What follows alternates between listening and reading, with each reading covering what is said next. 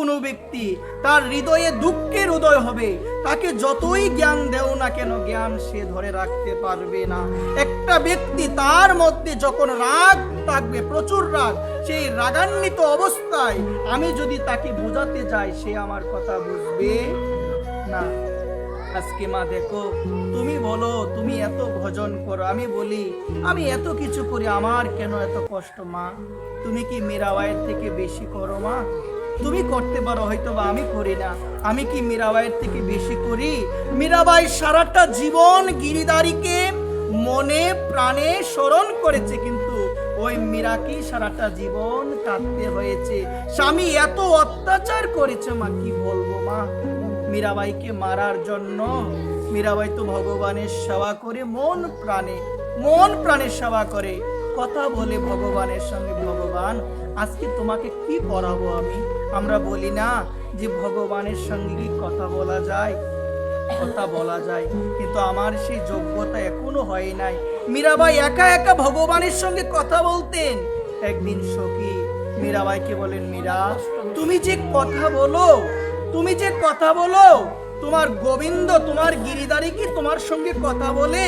তোমার স্বামী তো মনে করে তুমি না জানি কোন পর পুরুষের সঙ্গে তুমি কথা বলো। বলছে দেখো, আমার গিরিধারী কথা বলে, কিন্তু আমার সেই যোগ্যতা নাই। যেদিন আমার সেই যোগ্যতা হবে, আমি সেদিন আমার প্রাণদন গিরিধারীর সঙ্গে আমি কথা বলতে পারবো। যেদিন হবে, তাকে মারার জন্য এত চেষ্টা করেছে। একদিন পুষ্পের মধ্যে সর্প দিয়ে মীরাবাইয়ের কাছে পাঠিয়েছিলেন, বলেছিলেন এখানে অনেক পুষ্প আছে, তুমি সেই পুষ্পগুলো ভগবানকে পরিয়ে দাও। তারা ভেবেছিলেন পুষ্প ভেবে যখনই ঝুড়ির মধ্যে হাত দিবে সর্প তাকে দংশন করবে।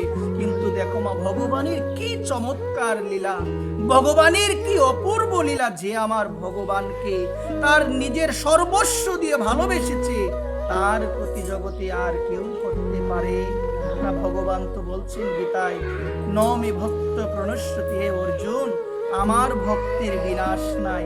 আজকে মীরাবাইকে হত্যা করার জন্য, তাকে বধ করার জন্য তার ঝুড়ির মধ্যে পুষ্প বলে সর্প দিয়েছে। আর মীরাবাই যখন দেখো মা সেই ঝুড়ির মধ্যে হাত দিয়েছে, মীরাবাই দেখতে পেল নানান ধরনের সুন্দর সুন্দর পুষ্প, সেই পুষ্পগুলো তিনি ভগবানকে পরিয়ে দিয়েছেন। এই জন্য কি বলছেন, যাকে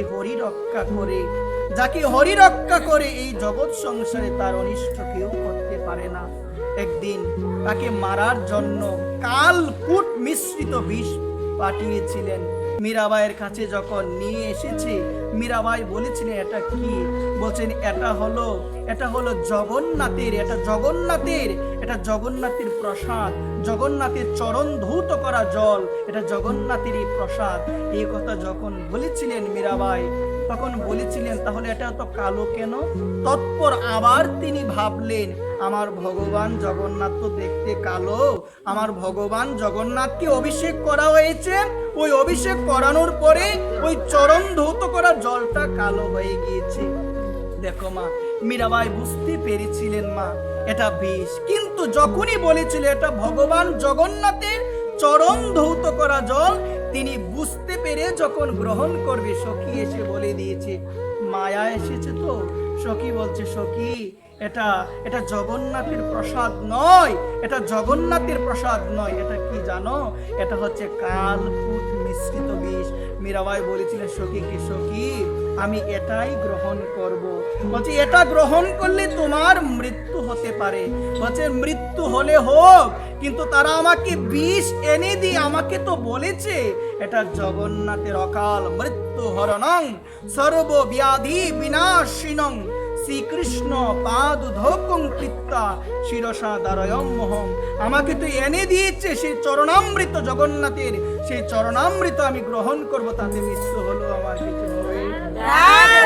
যখনই হাতে দিয়েছে সেই বিষ, সেই হাতে নেওয়ার পরে দেখতে পেল হাতের মধ্যে সাক্ষাৎ আমার গিরিধারী বসে আছে, হাতের মধ্যে সাক্ষাৎ গিরিধারী বসে আছে এবং গিরিধারীকে স্মরণ করে গ্রহণ করেছে। এই অনুরাগ থাকা চাই, এই অনুরাগ না থাকলে পাওয়া যাবে না। আমি ভাবি আমি কত কিছু করি গো, আমার মধ্যে এখনো আমি যেটা ভাবি সুচিতা নাই, সরলতা নাই, সুচিতার প্রয়োজন রয়েছে, সদাচারের প্রয়োজন রয়েছে। শুধু নিরামিষ খেলেই হবে না, শুধু হরিনাম নিলেই হবে না, হরিনাম নিলেই রোগ সারবে না, কুপত্ব ত্যাগ করতে হবে।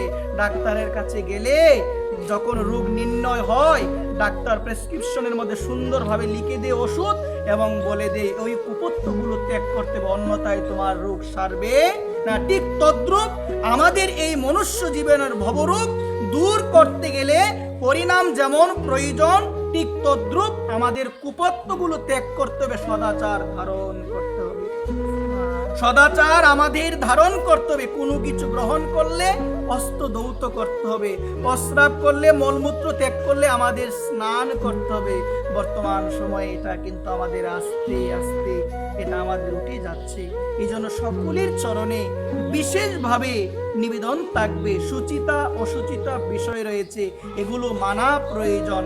বর্তমানে এগুলো কিন্তু উঠে যাচ্ছে। অনেক মায়েদের জীবনও দেখা যায় সুচিতা অনেকে প্রাধান্য দেয় না, সুচিতাকে মানতে চাই না। এই জন্য আজকে আমাদের এই দুর্দশা।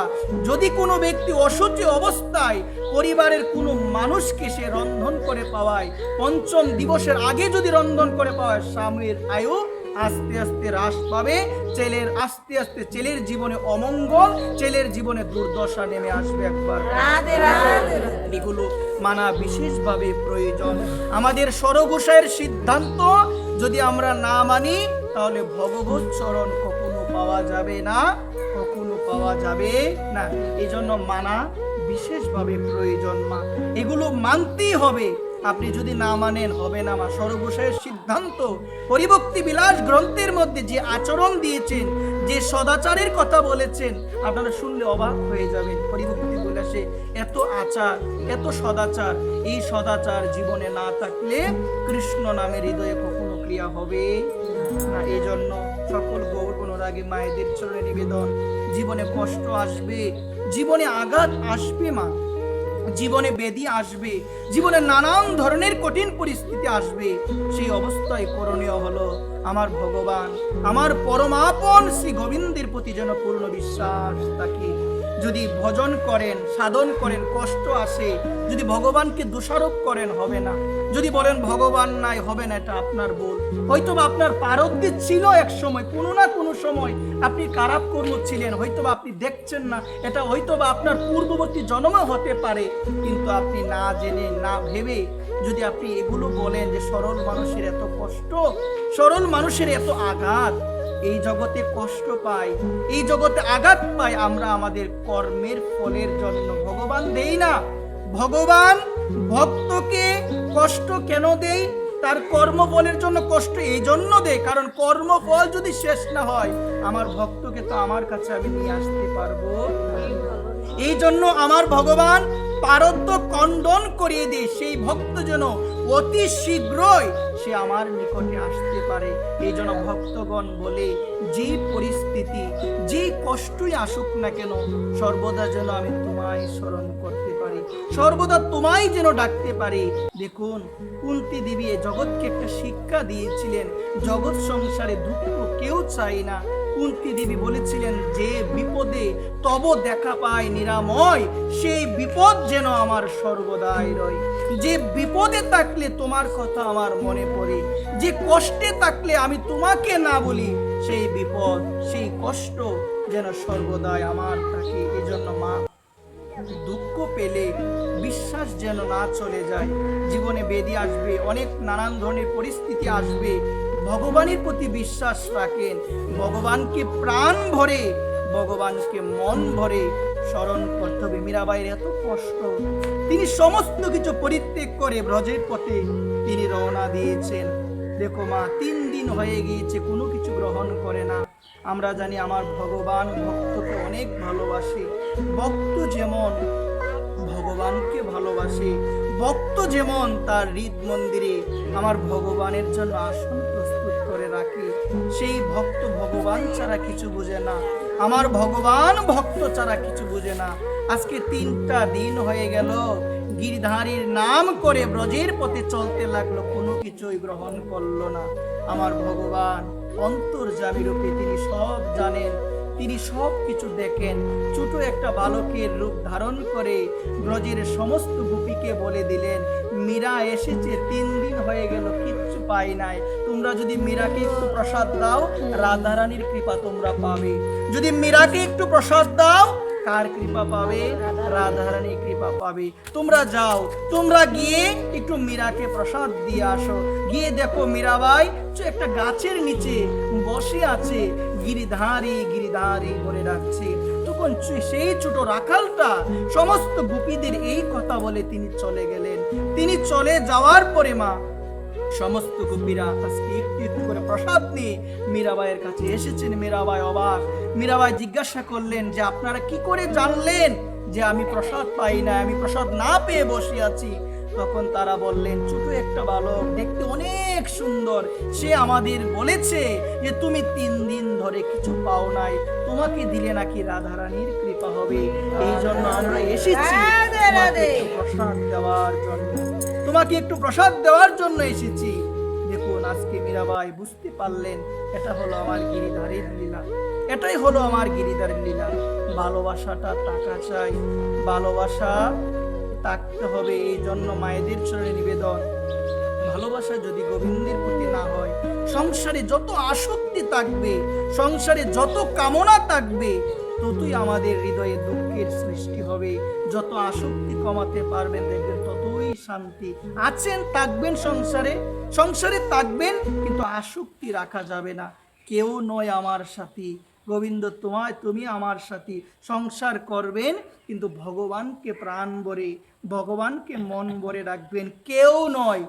এখন তো বর্তমান সময়ে স্বামীর প্রতি আসক্তি, স্বামীর স্ত্রীর প্রতি আসক্তি, ছেলের প্রতি আসক্তি, এই আসক্তি দিয়ে কোনো লাভ হয় না, বরং দুঃখ প্রাপ্ত হবে। যার প্রতি বেশি ভালোবাসা থাকবে সংসারে, যদিও ভালোবাসা নয়, এটা স্বার্থময় জগৎ, তার থেকে জীবনে কখনো না কখনো কোনো না কোনো মাধ্যমে কষ্ট পাবেন। অন্য কেউ এসে কষ্ট দিবে? আকাশ থেকে এসে কেউ কষ্ট দিবে? যাকে বেশি ভালোবাসবেন তার থেকে আঘাতটা একদিন না একদিন পাবেন। এই জন্য সংসারে ভালোবাসাটা না দিয়ে এখনো যে সময় আছে, আমরা যেন নিতাইয়ের চরণে, আমরা যেন গৌর চরণে ভালোবাসাটা দিই। দেখো